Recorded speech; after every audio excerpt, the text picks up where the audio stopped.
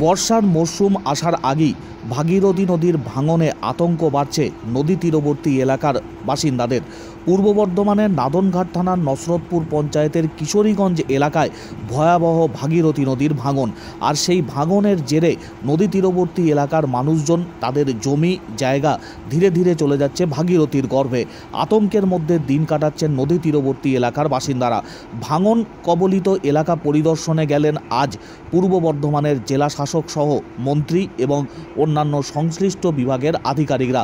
কালনার মহকুমা শাসক তিনিও উপস্থিত ছিলেন। নদী ভাঙন মারাত্মক আকার ধারণ করেছে অভিযোগ করছেন স্থানীয়রা।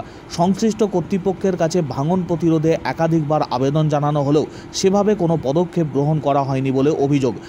বর্ষার বৃষ্টি শুরু হলে এবং ভাগীরথী নদীতে জল বাড়লে আরও বিপজ্জনক পরিস্থিতি তৈরি হবে ওই এলাকায় বলে আতঙ্কের মধ্যে দিন কাটাচ্ছেন এতদ অঞ্চলের বাসিন্দারা। মন্ত্রী স্বপন দেবনাথ, পূর্ব বর্ধমানের জেলাশাসক আয়েশা রানী সহ অন্যান্য প্রশাসনিক আধিকারিকরা তারা নৌকায় করে ওই এলাকায় আসেন এবং নদী থেকে পরিদর্শন করে দেখেন ভাগীরথীর ভাঙনের পরিস্থিতি। তবে নদীর তীরে বহু মানুষজন দাঁড়িয়েছিলেন তারা যাতে প্রশাসনিক আধিকারিকদের সঙ্গে এবং মন্ত্রীর সঙ্গে কথা বলতে পারেন ভাগীরথী নদীর এই ভাঙন নিয়ে।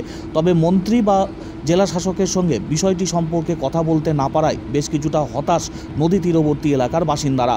নদীপথে তারা ঘুরে দেখলেন এলাকার পরিস্থিতি। ভাঙন ক্রমশ ভয়াবহ আকার ধারণ করছে।